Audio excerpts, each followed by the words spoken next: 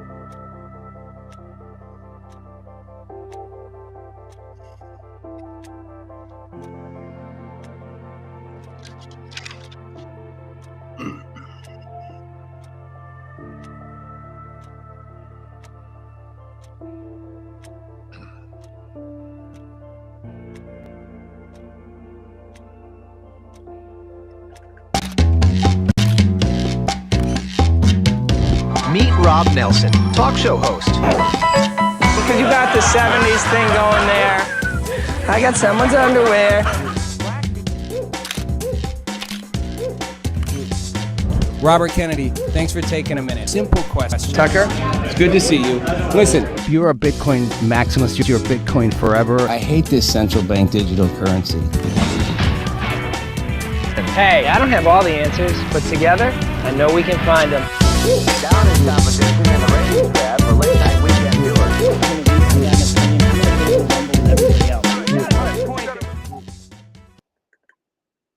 Hey everybody, welcome to Rob Nelson Live. Thank you for taking a little time to watch tonight with me.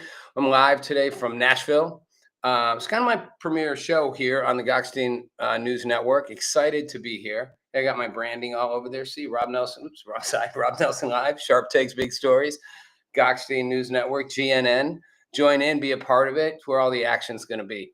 News, politics, crypto, pop culture. We're going to bring it all to you. I always hate to start a show on a heavy note, but it's hard to not, unless your head is way deep down in a garbage can somewhere, to not know there was a shooting this morning in Minneapolis, at a Catholic school. Here's the thing. School shootings are horrible. Church shootings are horrible. Those are kind of the two, right? They're the two. Mass shootings are always bad.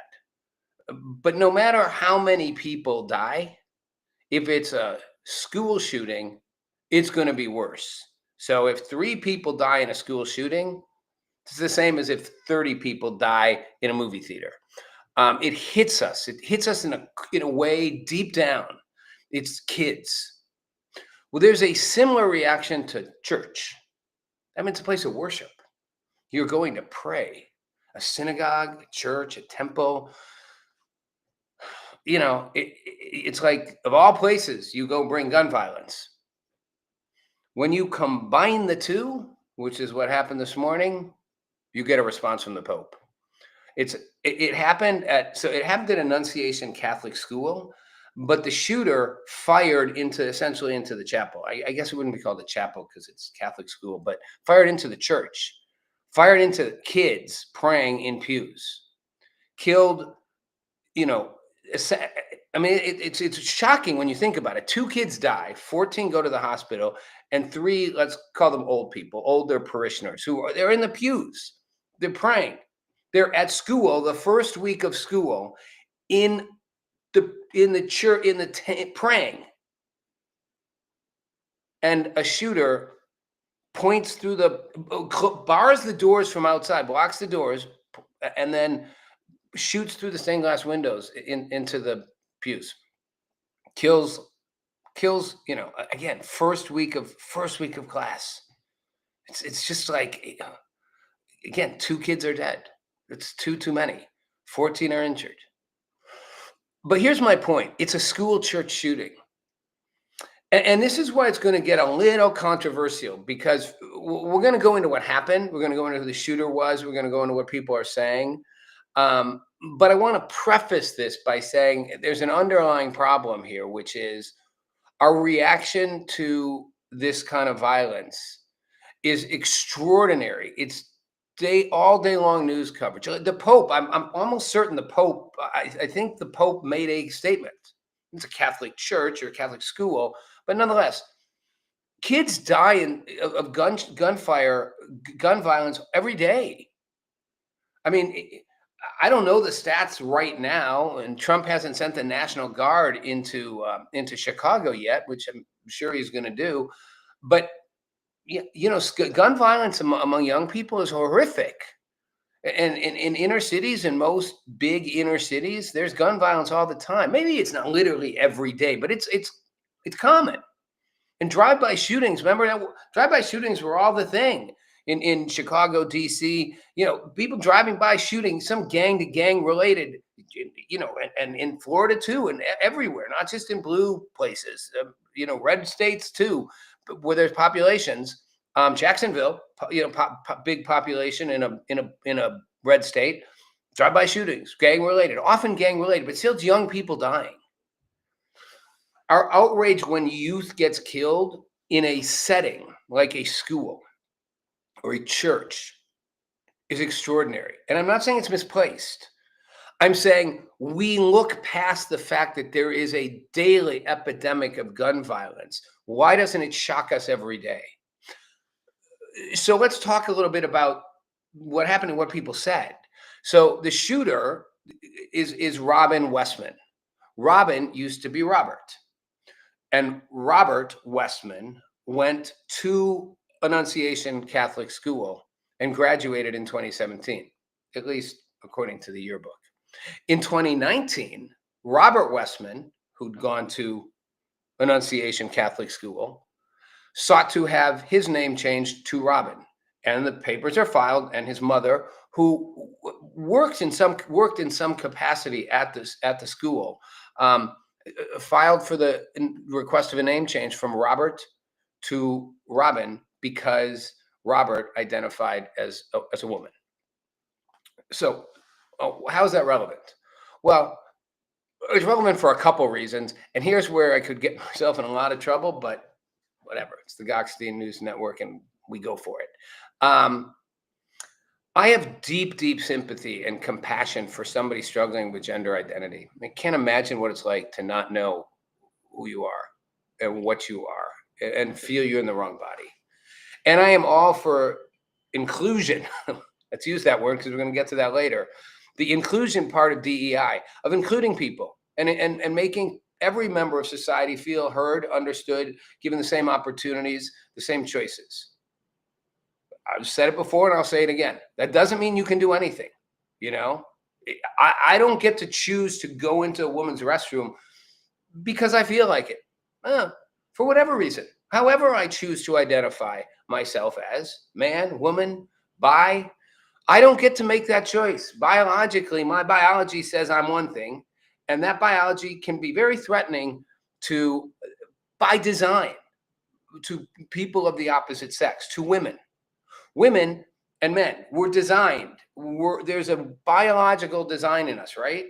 The absurdity of what's happened in this whole trans debate, and don't worry, I'll weave my way back to the shooting, is that we've lost sight of the fact that when people try to say the biology isn't real, well, I'm sorry, then you aren't real, because you came, whether you call it an intelligent design planned by a god or evolution, evolutionary design that wasn't planned at all, but just evolved, sort of Darwin-esque versions, or anything in between. The nature of creation is a male and a female organism go boop and make a new organism. That's how it works in our species, in human species. That's how we make new humans. So to suggest these two sexes aren't real is just the most absurd thing in the world. Then who the fuck are you? Where did you come from? Did your two moms merge their eggs and make a baby? No. Did your two dads merge their penises and sperm and make a baby? No. You needed one of each. Now, you didn't technically need it to be a man and a woman physically. You could take them and put them together separately, a woman's eggs, and fertilize it with a man's semen and make a fertilized embryo and implant it in a woman, and she could give birth to it. Surrogacy, however you want to frame it. But it's the biology of male and female that come together and do it. And no, unless I'm behind on my med school stuff, you can't implant it in a man, because our biology isn't designed to carry a life to fruition and to birth. So it is significant when you look at biology about who's who. So while I'm all for and compassion for those who struggle with their identity, you don't get to walk into a girl's locker room or play on a girl's sports team and say it's no different because I identify as a woman. Yeah, but your body is designed as a man. And all the hormone therapy, we're not going to go down the hormone therapy road today of giving minors treatments. But all the therapy in the world doesn't fundamentally change the infrastructure you were built with. Broader shoulders, thicker, more body. Not every single guy is bigger than every single woman. Of course not. There's some Amazon women. Stomp me into the ground, although I'm pretty ripped. I'm tough to stomp down. But I'm not 6'3", you know? 6'3" women could dominate me in basketball. Any of the WNBA players could kick my ass to hell and high. Anyone could kick my ass in basketball, if we're going to be honest.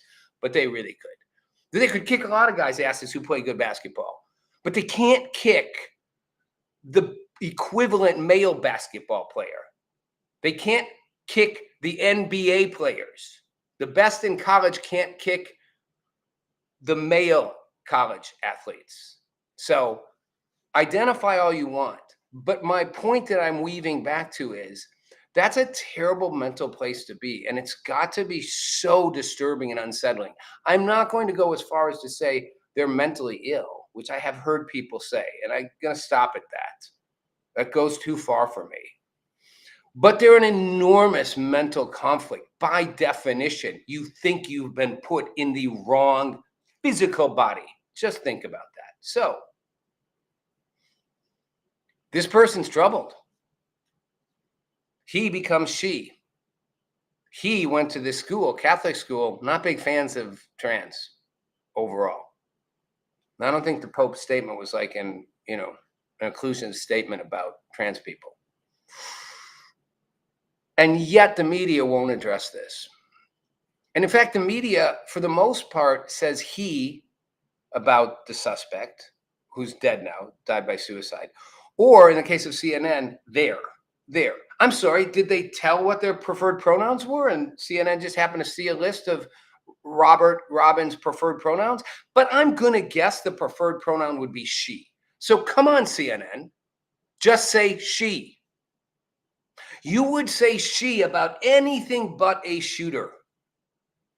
You would say she about the transgender athlete who wants to play or compete, who did play and compete, any one of them, but say the one who competed against Riley Gaines. It's a high profile, person I've interviewed, you all know who she is. They'd call her a she.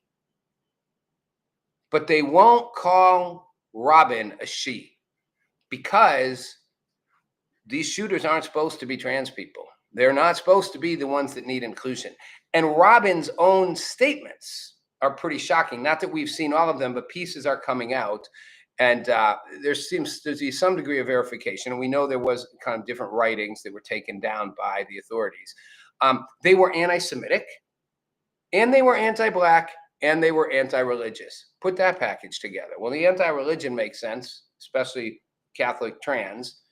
The anti-Semitism, that's all. Thank you to the progressive left for triggering. Well, not that you guys started it, but for bringing it back in style.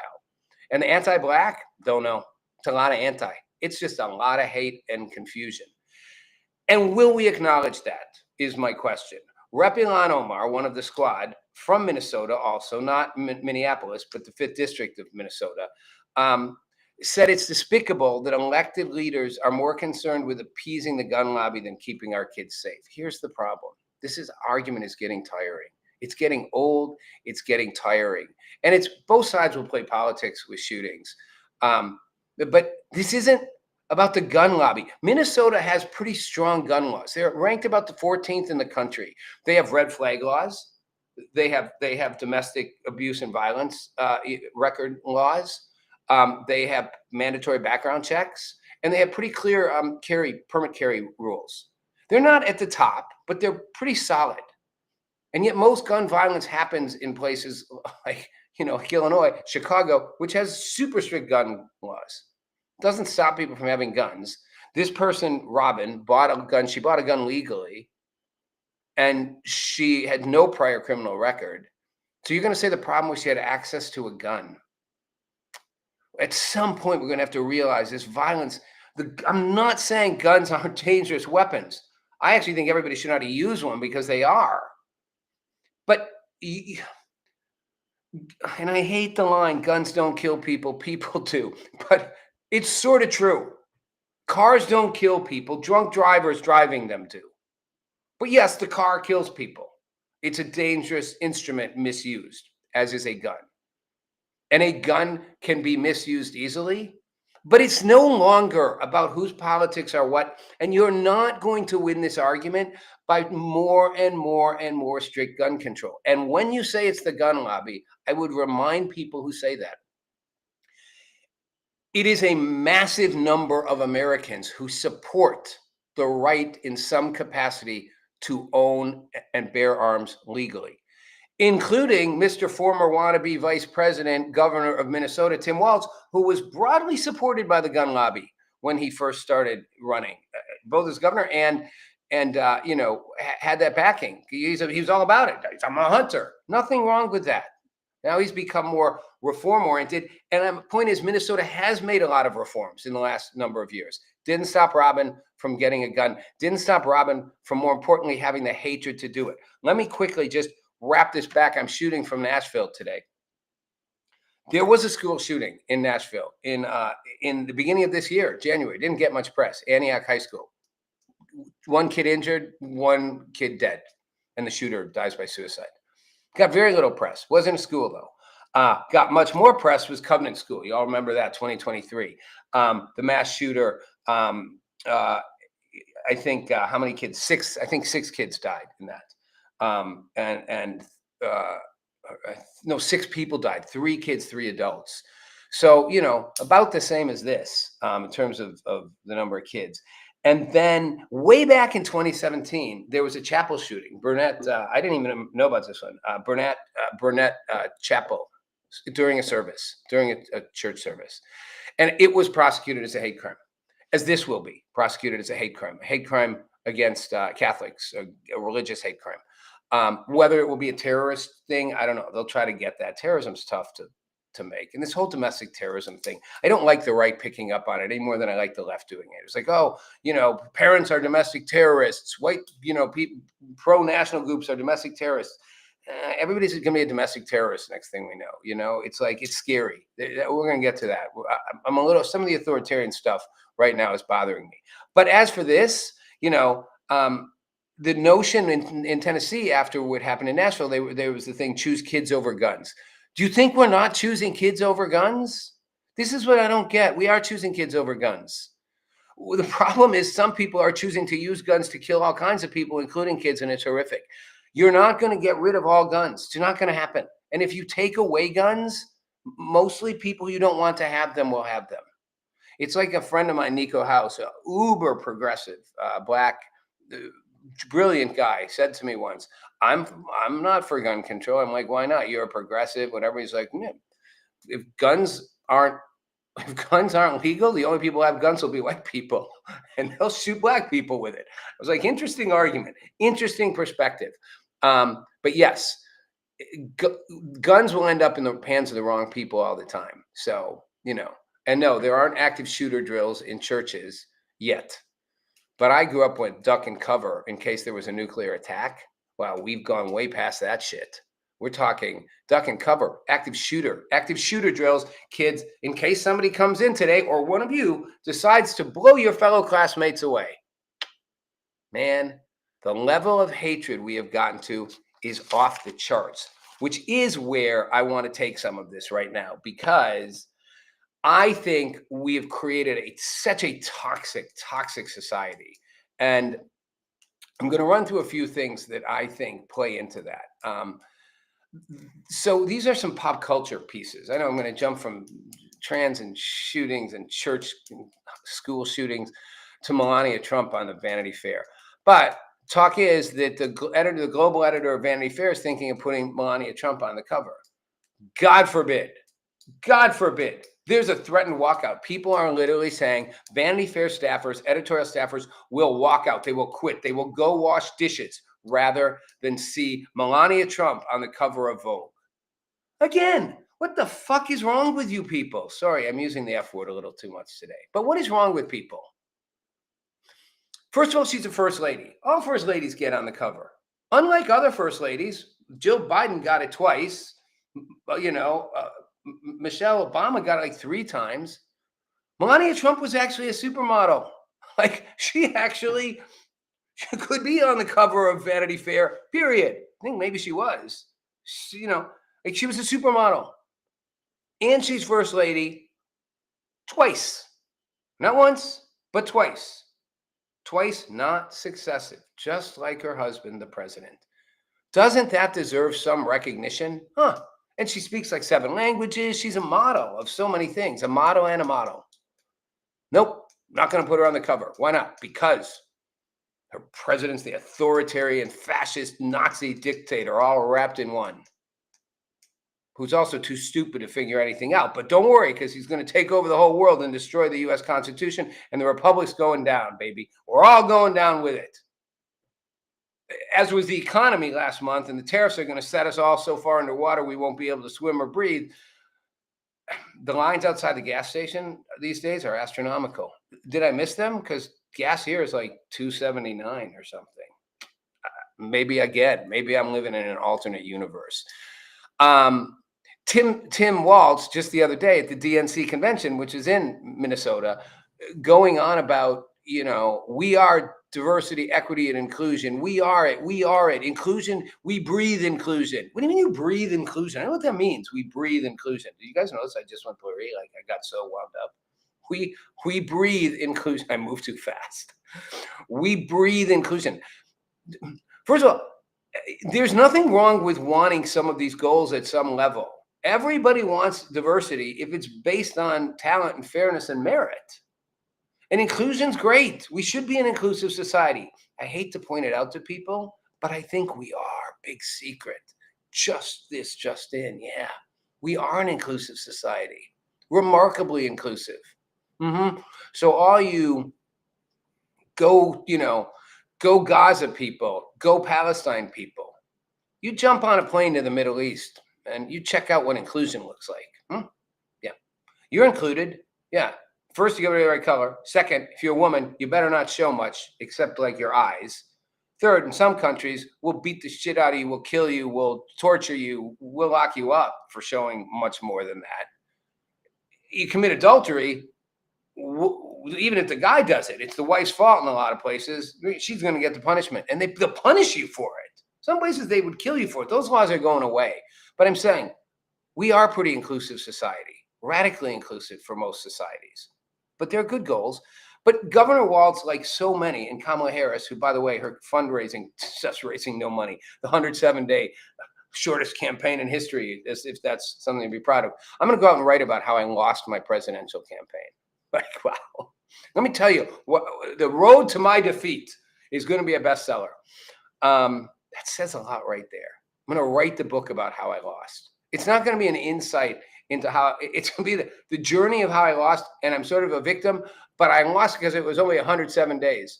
And as Tim Walz said, we know Kamala Harris was the most qualified, the most ready, competent person to be the leader of the United States of America.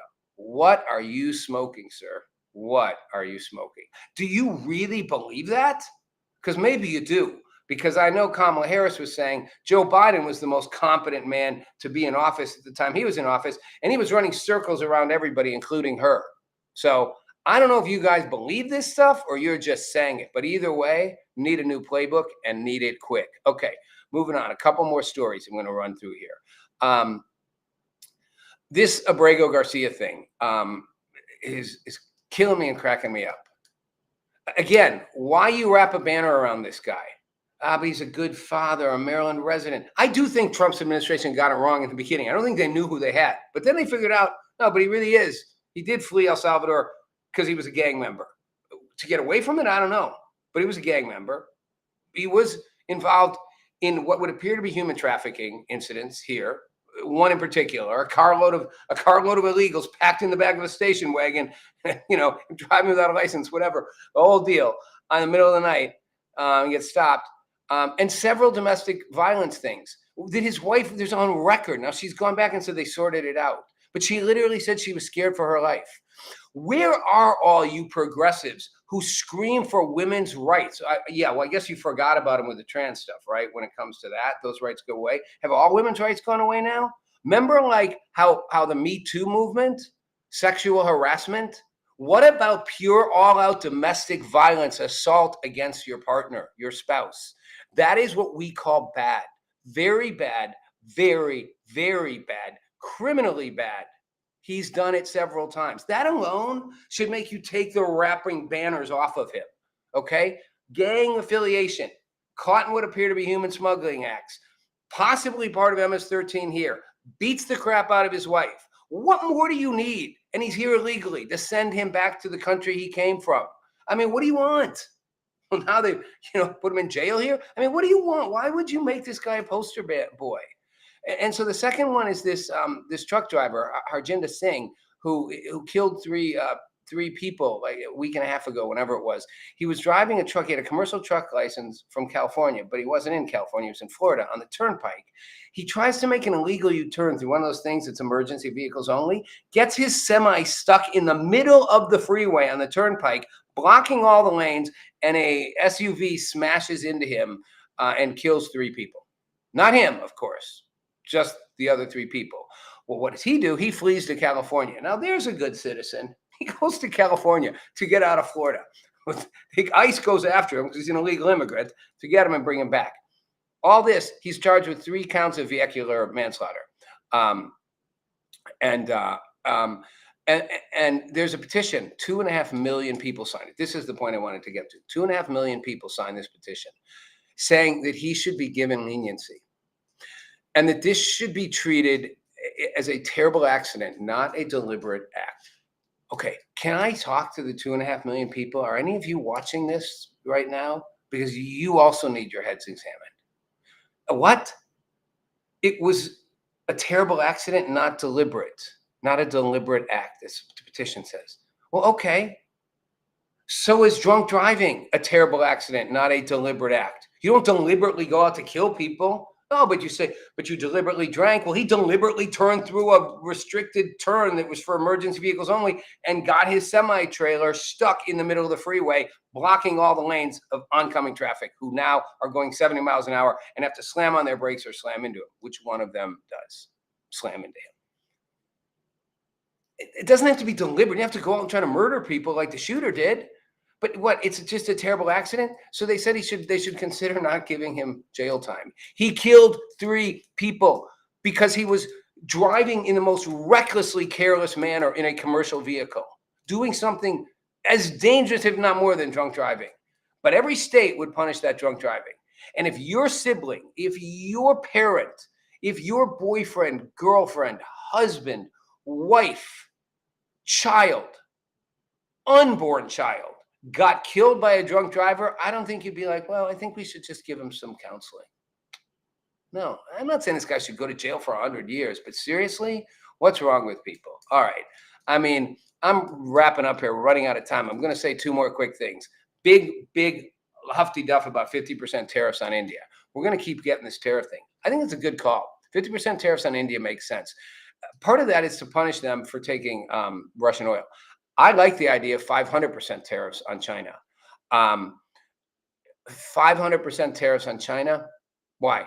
Because you stop buying Russian oil. You want to stop the Ukraine-Russia war, which, by the way, have you noticed the story just went away? Like, just gone. What happened? We were going to have a peace deal.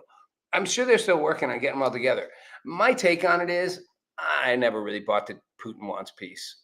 Putin wants to delay the war. Putin wants to win. And he wants to get everything he can in that win. He doesn't want to give anything up, and he wants more than he's getting already. I don't know. He knows he can outlast Ukraine. He's trying to play it both ways. He can survive this battle, this war, for a long time. Ukraine can't. Russia can last another 5 years in this war. They'll run out of people. They'll run out of prisoners to throw at it. They'll keep building weapons, but only if they can get the money to do it. And oil is key to that. All the sanctions in the world don't matter if you're not getting them on the oil. Got to get them on the oil. So tariff the hell out of India. Tariff the hell out of China. Tariff the hell out of anybody who buys Russian oil.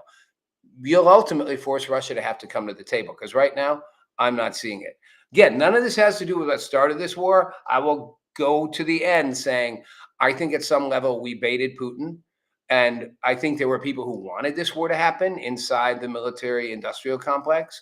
I think they knew bait Putin with what he wants in Ukraine, with the NATO stuff, with the border, threaten him a little. He teased the idea. Joe Biden saying when he first did, well, it'll take a little and then that'll be enough. Like all bad, all bad, all bad. I don't know if he would have done it with Trump as president. Who knows? He might have done it anyway. He'll say he wouldn't have, but he's manipulative. He's a manipulative, you know what? That guy. I wouldn't trust Putin, and I don't trust Putin. And I don't know if Trump trusts Putin. I don't really know. I don't know. Maybe he does.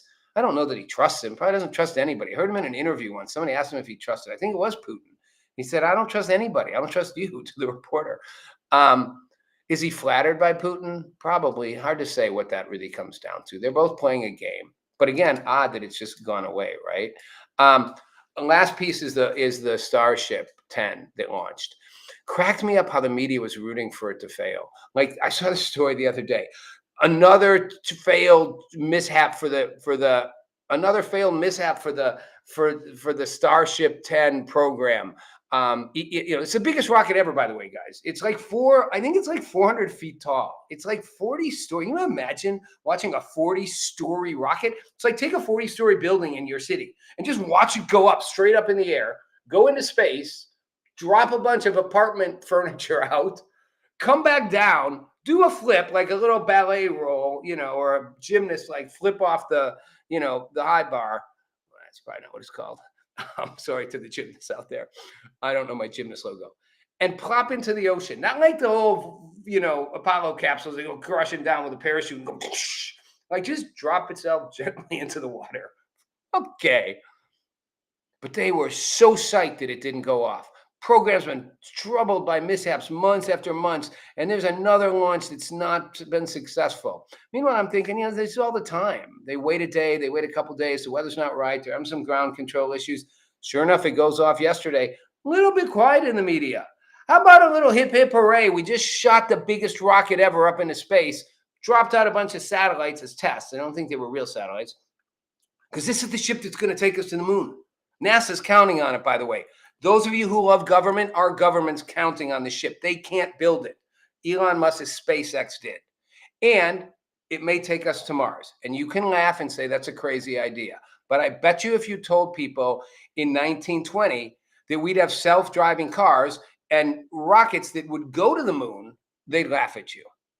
Although they would think that that new Ford automobile that some of the neighbors have, well, actually a lot of people had cars by the 20s. Maybe I should say 1910. But even then, 1920, 1930, would have been hard to imagine some of what we've already done now. And even bigger than space would be hard to imagine the technology we have now. More remarkable than that. And I'm old enough to know, if you'd asked me as a kid, the possibility of me doing this kind of a live stream, of me having a phone that's literally more powerful than just about any computer, of me being able to talk to people anywhere, anytime, see their faces, text, send them messages, buy things, get cars to come pick me up, and ultimately self-running cars. I've been crazy. But we do have this cool thing called VHS tapes, and I have an 8-track in my car. But sidebar story before I go. I met with Ken Nishi years ago when I was super young. Ken Nishi is sort of the fourth silent partner of Microsoft. Ken Nishi is the one that Bill Gates in his book said, Ken Nishi convinced us not to sell. He said, if we sell this company to IBM, we become millionaires. If we keep it, we become billionaires. I'm paraphrasing. Ken Nishi told me what the future was going to look like before the future. He told me how we'd all be talking computer to computer, desktop to desktop, over this thing called the internet, right? Well, this is right before Microsoft is going, right as Microsoft is emerging, before it's going public.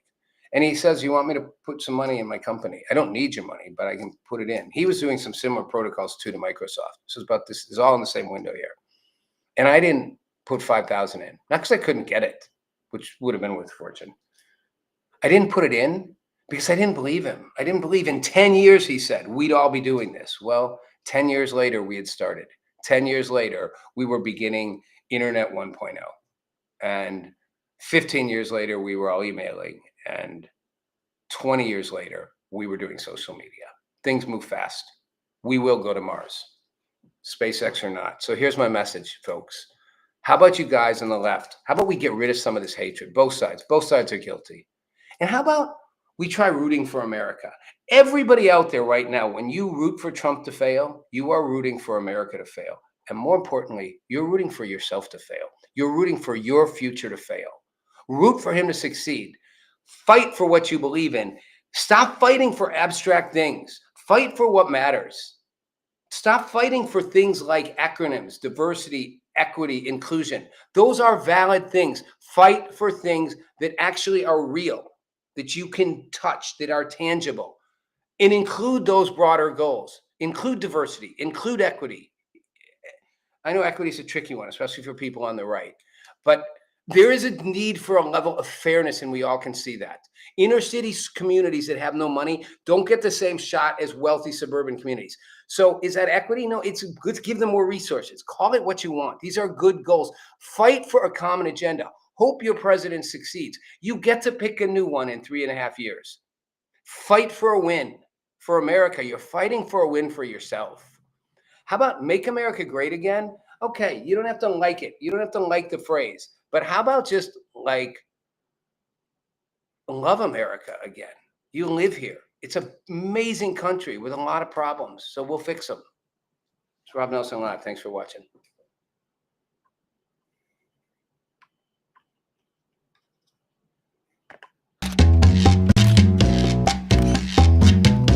Meet Rob Nelson, talk show host. Because you got the 70s thing going there. I got someone's underwear. Robert Kennedy, thanks for taking a minute. Simple question. Tucker, it's good to see you. Listen, If you're a Bitcoin maximalist, you're Bitcoin forever. I hate this central bank digital currency. hey, I don't have all the answers, but together, I know we can find them. Down in competition in the ratings tab for late night weekend.